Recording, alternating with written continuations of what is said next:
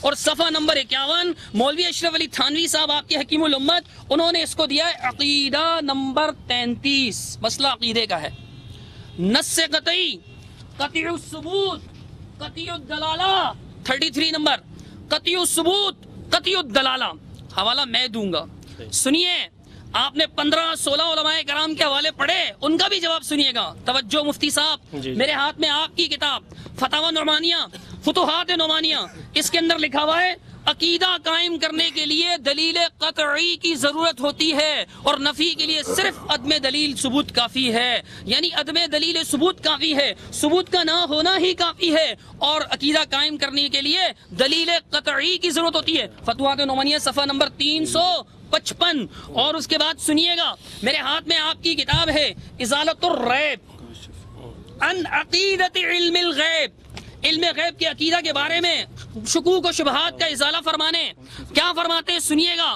دیکھیے سرفراز صاحب لکھتے ہیں کہ جناب یہی حال ساوی وغیرہ کا آگے جا کے لکھتے ہیں کہ شرح مواقف، کتاب کا نام شرح مواقف، کتاب کا نام ہے 1، شرح فقہ اکبر 2، مسامرہ 3، شرح عقائد 4، فتح الباری 5، واللفظ لہو، آگے لکھتے ہیں یعنی جن مسائل کا تعلق عمل کے ساتھ ہے ان میں صحیح حدیث استدلال کافی ہے، کیونکہ اعمال کے لیے ظنی دلال کافی ہیں، لیکن جب عقائد کی باری آئے گی تو ان میں صرف وہ حدیثیں قابل قبول ہوں گی جن کا یقین کا فائدہ دیں، یقین کا، مثلا یہ کہ متواتر ہوں تو قابل قبول ہوں گی، متواتر ہوں۔ آپ نے ملاحظہ کر لیا، عقیدت اور چیز ہے، عقیدہ اور چیز ہے۔ عقیدہ، اس بات عقیدہ کے لیے نص قطعی یا خبر متواتر درکار ہے۔ خبر متواتر کو کس کو کہتے ہیں؟ وہ حدیث جس کے ہر طبقے میں، صحابہ میں بھی ہر طبقے میں اتنے راوی ہوں کہ جھوٹ پر جمع ہونا محال ہو۔ آپ نے جو روایت پڑھی اس کا میں جواب دوں گا آپ کو۔ اب یہ بھی سنیے نص قطعی کس کو کہتے ہیں۔ مولانا منظور نعمانی صاحب دیوبندی کیا فرماتے ہیں؟ محترم، میرے محترم، نص قطعی اس کو کہتے ہیں جس کا تعلیم رسول ہونا یقینی اور قطعی ہو۔ اس کی دو صورتیں، ایک یہ کہ قرآن عزیز کی آیت ہو، سارے قرآن عزیز کا تعلیم رسول ہونا یقینی اور قطعی ہے جس میں کچھ شبہ نہیں، اور اگر آج کوئی شخص قرآن عزیز کی کسی آیت سے متعلق کہے کہ رسول کی تعلیم نہیں ہو، بالاتفاق امت کافر اور مرتد ہے۔ اور دوسری صورت یہ ہے کہ کوئی ایسی حدیث ہو جس کے راوی اس کا سر سنگ اس کے فرمان رسول میں کسی قسم کا شبہ نہ رہے، یعنی وہ فرمان رسول ہونے میں مشکوک نہ ہو۔ آپ نے جو روایت پیش کی وہ ضعیف ہے، اس کا ضعف میں ثابت کروں گا، اس میں کشف ذیبی کا ذکر بھی نہیں ہے۔ اور یہ بھی فرمایا کہ عقیدہ وہ ہوتا ہے جو دلائل قطعیہ یقینیہ سے ثابت ہو۔ اس کو دلیل قطعی مطالعہ حدیث جلد نمبر 2 اور صفحہ نمبر 200، مطالعہ بریلویت جلد نمبر 2 اور صفحہ نمبر 227۔ اور جناب والا یہ دیکھیے احسن الفتاوی، آپ کے فقیہ العصر مفتی رشید احمد لدھیانوی صاحب ناظم آباد والے، وہ کیا فرماتے ہیں کہ عقائد میں سے ہے تو انہیں چاہیے کہ اس کے متعلق کوئی ایسی دلیل پیش کریں جو قطعی الدلالہ اور بین الثبوت ہو۔ ایسی دلیل ہرگز نہیں پیش کر سکتے جو عقائد میں نہ چلے۔ اور یہ دیکھیے مولانا سرفراز خان صفدر صاحب کی کتاب نور و بشر، اس کے اندر صفحہ نمبر 118، عقائد تمام قطعی ہوتے ہیں، ان کے لیے دلائل بھی قطعی درکار ہوتے ہیں، قطعی درکار ہوتے ہیں۔ اور اس کے بعد جناب والا محتمم دارالعلوم دیوبند قاری طیب صاحب فرماتے ہیں دوسرا عقیدے کے لیے نص قطعی کی ضرورت ہوتی ہے، ظنی سے عقیدہ ثابت نہیں ہوتا۔ جو حدیث 1 2 3 4 5 صحابہ سے ثابت ہو نا، وہ ان کے یہاں کیا ہے؟ خبر واحد، اور وہ عقیدے میں قابل قبول نہیں ہے، وہ عقیدے میں قابل قبول نہیں ہے۔ اس کے میں حوالے پڑھوں گا، ایک نہیں کئی حوالے پڑھوں گا، موجم دیتا ہوں جواب دے دوں۔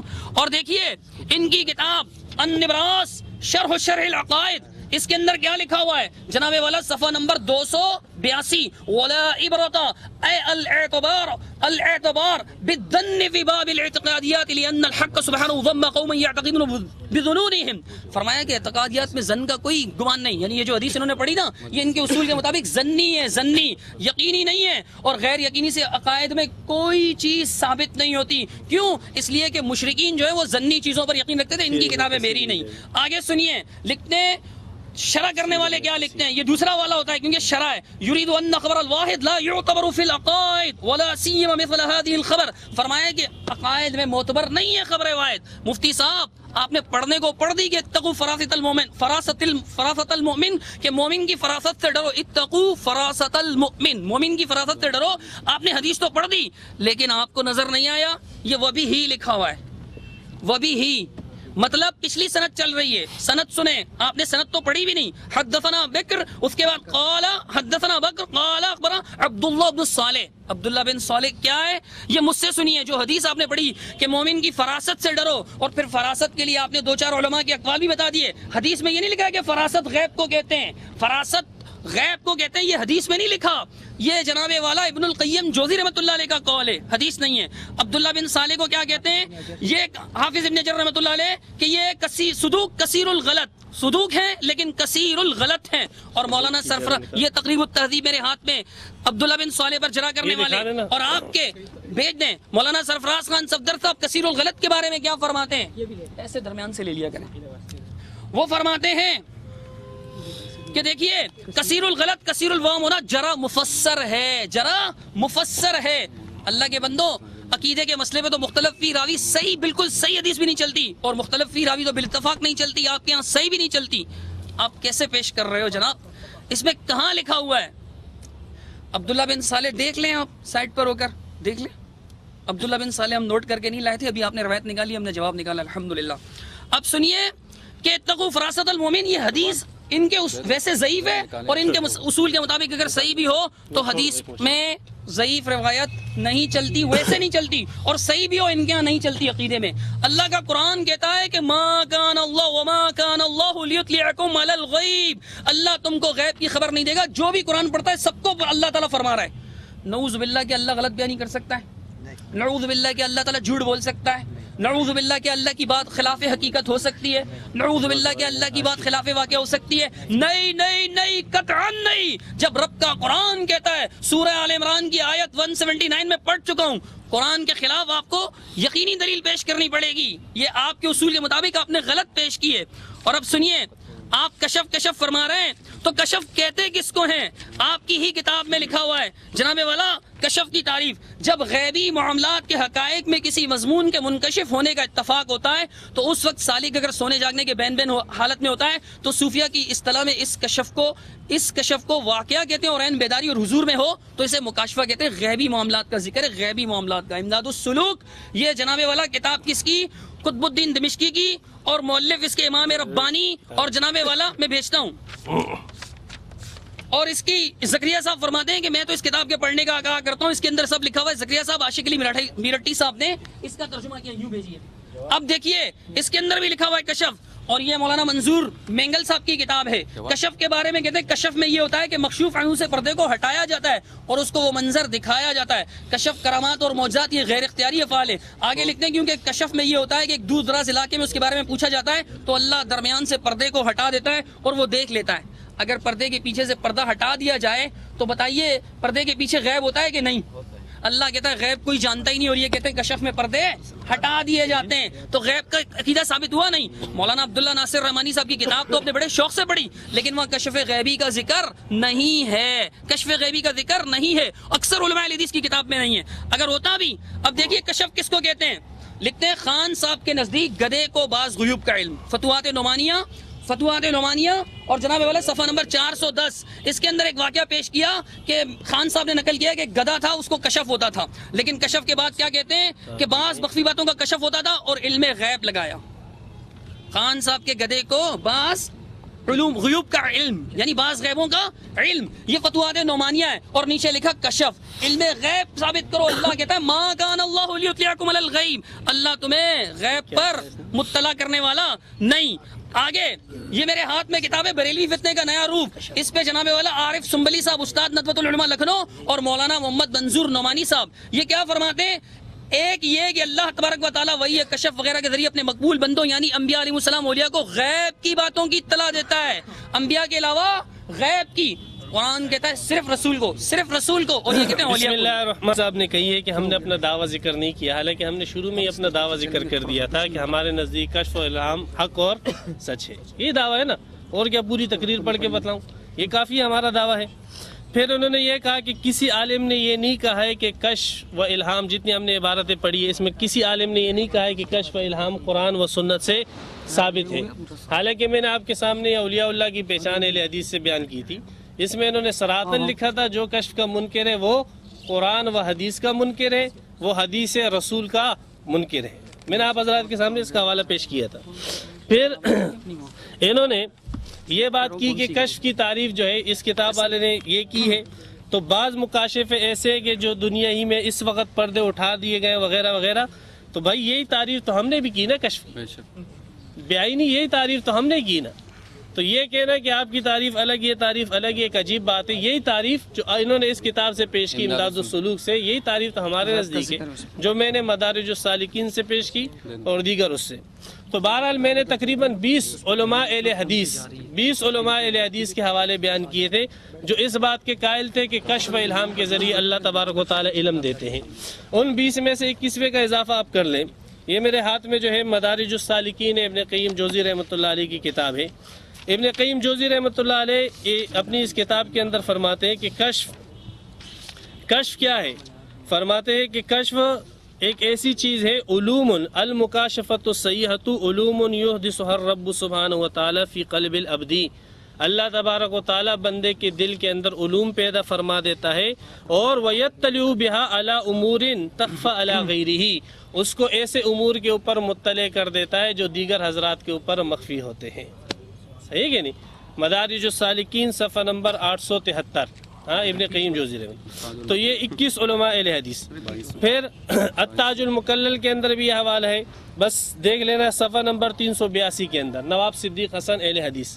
اسی طریقے سے تاریخ اہل حدیث بھی ہے, اس کے اندر بھی یہ دیکھ لینا کشف کو یہ مانتا ہے. صفحہ نمبر میں آپ کو بتلاتا چلوں 286. تو یہ تقریباً 23 علماء اہل حدیث ہو گئے جو میں نے آپ حضرات کے سامنے بیان کی ہے, اور جس کے متعلق جناب صدیق صاحب یہ کہتے ہیں کہ یہ اہل حدیث کے علماء کافر ہیں. سبحان اللہ. یہ سارے کے سارے علماء اہل حدیث جس کے اوپر جو ہے جماعت اہل حدیث کی بنیاد ہے وہ سب کے سب کافر. ابن تیمیہ کافر ہو گئے, ابن قیم کافر ہو گئے, عبداللہ ناصر رحمانی کافر ہو گئے, نذیر حسین دہلوی کافر ہو گئے. مومن بچا, مسلمان بچا تو ایک صدیق رضا بچا. اچھا, پھر انہوں نے یہ کہا کہ بات چیت کے اندر کہ آپ نے جو حدیث بیان کی ہے یہ حدیث جو ہے ضعیف ہے, اور انہوں نے یہ کہا کہ اس کے اندر عبداللہ بن صالح نام کا راوی ہے. دیکھیں اسی کتاب کے اندر, یہ جو میں نے کتاب پیش کی نا, اسی کتاب میں نیچے لکھا ہوا ہے قال الحافظ الحیثمی اسنادہ حسن. یہ تو حسن درجے کی روایت ہے خدا کے بندے.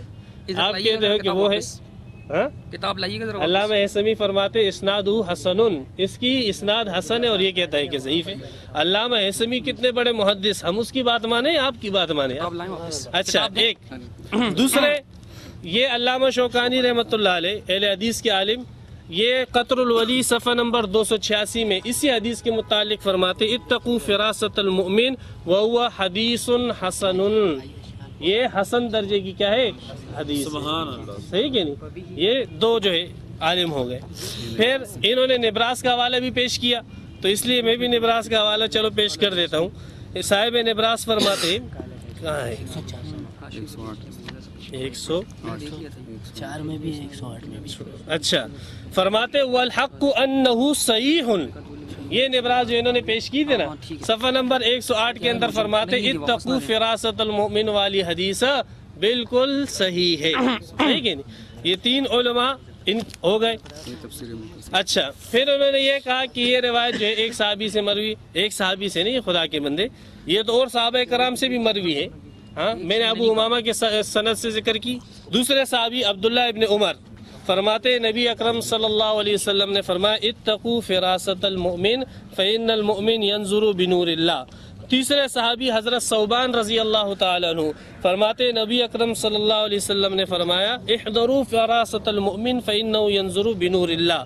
اسی طریقے سے جی ابو سعید خدری رضی اللہ تعالیٰ عنہ کی یہی حدیث, یہ چوتھے صحابی حضرت ابو سعید خدری رضی اللہ تعالیٰ عنہ کی ترمذی شریف جلد ثانی کے اندر یہ حدیث موجود ہے. نکالو بھائی ترمذی ثانی. تو یہ 4 صحابہ میں نے ذکر کی, ابو امامہ, عبداللہ بن عمر, حضرت ثوبان اور ابو سعید خدری رضی اللہ تعالیٰ عنہ ترمذی جلد ثانی. یہ 4 صحابہ یہ حدیث نقل کرتے ہیں اتقوا فراست المؤمن فإنه ينظر بنور اللہ. پھر میں نے یہ عرض کیا کہ یہ ہمارا دعویٰ جو ہے ثابت ہو گیا. ہم نے حدیث رسول ذکر کی, تو انہوں نے جو ہے ہمارے علماء کی عبارتیں پیش کی. یہ دیکھو صفحہ نمبر 145 ہے بھائی, جلد ثانی صفحہ نمبر 145 ابو سعید خدری رضی اللہ تعالیٰ عنہ سے یہ حدیث. ترمذی دیں ذرا. ہاں ترمذی دے دیں. پھر انہوں نے یہ بات کہی کہ بھائی یہ آپ نے جو حدیث بیان کی ہے خبر واحد ہے. خبر واحد عقائد کے اندر نہیں چلتی ہے. کیا چلے گی؟ قرآن چلے گا اور احادیث متواترہ چلے گی. پہلی بات تو یہ ہے کہ آپ حضرات کے نزدیک اہل حدیث جماعت کے نزدیک عقیدہ خبر واحد سے بھی ثابت ہو جاتا ہے. صحیح کہ نہیں؟ یہ وہ فتویٰ ہے جس سے آج کل اہل حدیث جماعت فتوے دیتے ہیں. فتاوی شیخ محمد صالح العثیمین، صدیق صاحب اس کو جانتے ہوگے، فرماتے ہیں کہ یہ بات هل تثبت العقیدۃ باحادیث الاحاد، کیا خبر واحد سے عقیدہ ثابت ہوتا ہے یا نہیں ہوتا؟ تو وہ فرماتے ہیں کہ جی ہاں بالکل خبر واحد کے ذریعے عقیدہ ثابت ہو جاتا ہے. یہ صفحہ نمبر 188 89 کے اندر انہوں نے یہ مسئلہ ذکر کیا ہے کہ خبر واحد مفید علم ہے، خبر واحد کے ذریعے سے عقیدہ ثابت ہو جاتا ہے. لہذا ان کا یہ کہنا کہ نہیں خبر واحد سے عقیدہ ثابت نہیں ہوتا، یہ بات غلط. پھر انہوں نے جو یہ کہا، انہوں نے آیت پڑھی ما کان اللہ لیطلعکم علی الغیب، قرآن آئے ہوئے 1400 سال ہو گئے، ٹھیک ہے نا. اب یہ اس آیت سے کسی ایک عالم نے، کسی اہل سنت والجماعت کے عالم نے یہ بات جو ہے مستنبط کی ہو، یہ بات نکالی ہو کہ استنباط کی کیا ضرورت ہے؟ کیا نام ہے کہ کشف الہام حق نہیں. یہ جناب صدیق صاحب کی اپنی کتاب ہے جو انہوں نے جماعت المسلمین کے رد میں لکھی. اس کی تقریض کے اندر یہ فرماتے ہیں کہ اگر قرآن یا حدیث کو اپنے فہم سے سمجھتے ہوئے ان کی منمانی تشریحات سلف صالحین سے ہٹ کر کی جائے گی تو وہ قادیانیت، پرویزیت یا غامدیت تو ہو سکتی ہے، دین ہرگز نہیں.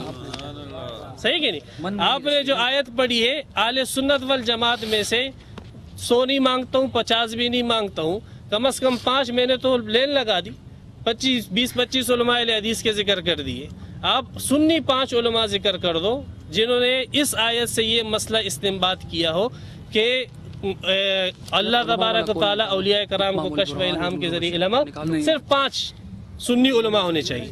لیکن افسوس کی بات یہ ہے کہ یہ مسئلہ اس آیت سے معتزلہوں نے مستنبط کیا ہے. کس جماعت نے؟ معتزلہوں نے. یہ گمراہ فرقہ تھا، یہ ایک بدعتی فرقہ تھا جو کشف الہام کا منکر تھا، کرامات اولیاء کا منکر تھا. یہ ان کی تفسیر میرے ہاتھ میں، تفسیر کشاف، اس کو کہتے تفسیر کشاف. اس تفسیر کشاف کے اندر یہ علامہ زمخشری اس قسم کی جتنی آیتیں عالم الغیب فلا یظہر علی غیب احدا، ما کان اللہ لیطلعکم علی الغیب ولکن اللہ یجتبی من الرسل من یشاء، فرماتے ہیں ان حدیثوں سے ثابت ہوتا ہے وفی ھذا ابطال للکرامات، اس سے ان آیتوں سے ثابت ہوتا ہے کہ کرامت ورامتیں کچھ نہیں ہیں. یہ مسئلہ کون ثابت کر رہا ہے؟ اس سے معتزلہ ثابت کر رہے ہیں. تفسیر کشاف سورہ جن کے اندر آپ دیکھ سکتے ہو. اہل سنت والجماعت نے کیا کیا ہے؟ اہل سنت والجماعت نے ہمیشہ معتزلہوں کی تردید کی ہے. وہ میں نے کتاب یہاں رکھی تھی، کہاں گئی؟ شرح مقاصد. یہ شرح مقاصد یہ آپ کے سامنے ہے، شرح مقاصد جلد 3. انہوں نے اولیاء کرام کی کرامت اور کشف حق ہے، اور جو معتزلہوں کے استدلال ہے اسی آیت کو ذکر کیا ہے کہ معتزلہ استدلال میں یہ آیت پڑھتے ہیں عالم الغیب فلا یظہر علی غیبہ احدا، ما کان اللہ لیطلعکم علی الغیب ولکن اللہ یجتبی من رسل من یشاء. یہ قول معتزلہوں کا ہے. علامہ تفتازانی رحمۃ اللہ علیہ ان کی تردید میں تقریباً 6 یا 7 جوابات دیتے ہیں. کتنے؟ 6 یا 7.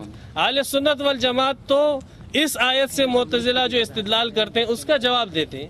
اور آج افسوس کی بات، وہی جو لوگ اپنے آپ کو اہل حدیث کہتے ہیں وہ معتزلہوں کے ترجمان بن کر اپنے متقدمین علماء سب کو کافر کہہ رہے، سب کو مرتد کہہ رہے، بے دین کہہ رہے، دائرہ اسلام سے خارج کہہ رہے، اور معتزلہوں کی تفسیروں کو لے کر اہل سنت والجماعت کے مقابلے میں آتے ہیں. الصلاۃ والسلام علی من لا نبی بعد. بھائی اب غور فرمائیے گا، اسٹارٹ انہوں نے یہاں سے لی تھی، ابتدا انہوں نے یہاں سے کی تھی اس دوسرے تقریر کی اپنی، کہ صدیق رضا فرماتے ہیں علماء اہل حدیث کافر ہیں، اور پھر عبداللہ ناصر کا نام بھی لیا کہ عبداللہ ناصر یہ جو عقیدہ لکھتا ہے. حالانکہ میں نے اس محفل میں ابھی تک یہ نہیں کہا کہ علماء اہل حدیث کافر ہیں. میرا دعویٰ غور سے پڑھیے گا، میں نے مشروط رکھی ہے بات کہ کشف غیبی اور توبہ نہ ہو ثابت، اور عبداللہ ناصر کی کتاب میں خاص طور پر میں نے پچھلی تقریر میں بولا بھی کہ کشف غیبی کا لفظ نہیں ہے، کہ غیب کا کشف ہوتا تھا، یہ الفاظ ہی نہیں ہے۔ دوسری بات یہ ہے کہ معجم الاوسط کا انہوں نے حوالہ پیش کیا تو فرماتے ہیں کہ دیکھو جی یہاں پر لکھا ہوا ہے کہ ہیثمی نے کہا، یہاں پر لکھا ہوا ہے، کتاب میں خود لکھا ہوا ہے۔ حضرت مفتی صاحب، میری کئی بار آپ سے گفتگو ہوئی ہے، میں نے آپ کو سمجھایا، آپ ایک استاد حدیث ہیں ایک مدرسے میں، جامعہ دارالخیر میں، اپنے مقام کو سمجھا کیجئے۔ یہ کتاب معجم الاوسط نہیں ہے، یہ معجم الاوسط نہیں ہے، میں نے کہا حاشیے والے نے معجم الاوسط کے حوالے سے خاموش نقل رہیے کیا۔ گا۔ اب آپ کو یہ محشی کا یہ قول تو نظر آ گیا، لیکن یہ نظر نہیں آیا کہ اسنادہ ضعیف فیہ عبداللہ بن صالح کاتب اللیث اسی حدیث کے متعلق کہہ رہے ہیں، اس حدیث کے متعلق کہہ رہے ہیں، یہی اس سند ہے۔ حدیث کے متعلق ہے۔ ایک منٹ دیکھیے، درمیان میں بول رہے ہیں آپ درمیان میں نہیں بولیں گے، آپ خاموشی سے میری تقریر سنیں۔ چلے صحیح۔ میں نے کہا پہلے کہ وبی ہی لکھا ہوا ہے، وبی ہی لکھا ہوا ہے، وبی ہی لکھا ہوا ہے۔ میں نے کہا وبی ہی کا مطلب ہوتا ہے اسی سند سے یہ چل رہی ہے، سند پچھلی ہی چل رہی ہے، وگرنہ آپ ایک کام کیجئے کہ امام طبرانی رحمۃ اللہ علیہ کا اور معاویہ بن صالح کا آپس میں اتصال ثابت کیجئے کہ یہ دونوں آپس میں ملاقات ہوئی تھی ان کی۔ اللہ کے بندو سند کو سمجھو، عبداللہ بن صالح ہے اور تقریب میں اس کو لکھا ہوا ہے کہ جناب والا یہ کثیر الغلط تھا۔ سرفراز صاحب خان صفدر صاحب کی کتاب احسن الکلام سے ثابت کیا کہ جرا مفسر ہے، ضعیف روایت تو ہمارے ہاں بھی حجت نہیں ہوتی، ضعیف روایت تو ہمارے ہاں بھی حجت نہیں ہوتی۔ دوسری بات میں نے کہا تھا کہ آج انہوں نے اپنے اصول کو چھوڑ دیا، شرائط کے پرچے پہ لکھا کہ ہم اس دعوے کو اہل سنت والجماعت کے اصول پہ ثابت کریں گے۔ ان کے نزدیک اہل سنت والجماعت خود دیوبندی ہیں یا کوئی اور ہیں؟ احناف ہیں، دیوبند ہیں، آپ کی اپنی کتابوں کے حوالے۔ اچھا بولیے، کہتے ہیں ان کے نزدیک خبر واحد حجت ہے۔ الحمدللہ، اگر صحیح ہو یہ تو ضعیف ہے عبداللہ بن صالح، اگر صحیح ہو تو ہاں ہمارے نزدیک حجت ہے، میرا عقیدہ حق ہے۔ مفتی صاحب بتائیے آپ کا عقیدہ بھی حق ہے یا باطل؟ میں اپنے عقیدے کے مطابق صحیح حدیث کو تسلیم کروں گا، اگرچہ آج مجھے آپ کے سامنے شرمندگی اختیار کرنی پڑ جائے، لیکن بولیے آپ کے علماء نے جو بار بار لکھا، 9 حوالے میرے پاس اس وقت موجود ہیں کہ عقیدہ میں کیسی دلیل چلے گی، قطعی قطعی قطعی۔ ان کے اندر جناب والا نبراس میں پڑھ چکا، فتوحات نعمانیہ پڑھ چکا، تحفۃ المناظر میں بھی ہے یہ بات، اسی طرح نور و بشر میں بھی ہے، اتمام البرہان، گلدستہ توحید، احسن الفتاوی، علم غیب، اتنی کتابیں، اور مطالعہ بریلویت، یہ 10 کتابیں میں نے پڑھی ہیں، آپ کے سامنے عبارتیں پڑھی پچھلی تقریر میں۔ ان کے اندر لکھا ہے کہ کیسی دلیل چلے گی، قطعی، یا قرآن کی آیت ہو یا خبر متواتر ہو۔ بولیے آپ کا یہ اصول باطل ہے؟ اگر اصول باطل ہے تو پھر آپ کا ضعیف روایت پیش کرنا حق ہے، اگر اصول حق ہے تو یہ خبر واحد پیش کرنا کیا ہے؟ باطل ہے۔ دونوں صورتوں میں ایک چیز باطل، آپ یا آپ کا اصول باطل یا آپ کی دلیل باطل۔ روایت ضعیف ہے سرکار۔ علامہ صالح ابن العثیمین رحمۃ اللہ علیہ کی آپ نے جو قول پیش کیا، انہوں نے کہا مفید للیقین ہے، ہمارا یہی عقیدہ ہے الحمدللہ، لیکن انہوں نے یہ تو نہیں کہا نا کہ ضعیف روایت بھی، ضعیف کا انہوں نے نہیں کہا۔ اب یہ کہتے ہیں کہ دیکھیں عقیدہ کس سے لیں گے، یہ بات کہ جن مسائل کا تعلق میں پہلے پڑھ چکا ہوں کہ ملاحظہ کیا فریق مخالف کی طرف سے ایک بھی نص قطعی خبر متواتر پیش کی گئی، کہتے ہیں ایک صحابی سے نہیں 3-4 سے۔ حضرت خبر متواتر کی تعریف کیجئے گا، میں اکثر کہا کرتا ہوں آپ مفتی صاحب ہیں، استاد حدیث ہیں، آپ کو یہ تو معلوم ہوگا نا متواتر کس کو کہتے ہیں۔ 3-4 اگر تیابہ ہو بھی جائیں، ابن عمر کی روایت آپ نے کہاں سے پیش کی ہے؟ ابو سعید کی پیش کی، اس کا بھی میں حال آپ کو بتاتا ہوں، پیش کی جناب والا کہاں سے؟ عطیہ العوفی۔ امام ترمذی رحمۃ اللہ علیہ کہتے ہیں ھذا حدیث غریب لا نعرف الا من ھذا الوجه، غریب کہتے ہیں مفرد کو، اکیلی ہو، خبر واحد کو، متواتر کو نہیں کہتے۔ مولانا صاحب، مفتی صاحب، حضرت صاحب، استاد صاحب، استاد الحدیث صاحب سنیے، فرماتے ہیں کہ غریب، یہ حدیث غریب ہے، لا نعرف الا من هذا الوجه وقد روى عن بعض اهل العلم في تفسير هذه الايه۔ اور اس کے بعد جناب والا اس کی سند میں کیا ہے؟ اس کی سند میں آپ دیکھیں کہ اس کی سند کے اندر عطیہ موجود ہے، اور عطیہ اوفی کے بارے میں تقریب التہذیب میں کیا لکھا ہوا ہے؟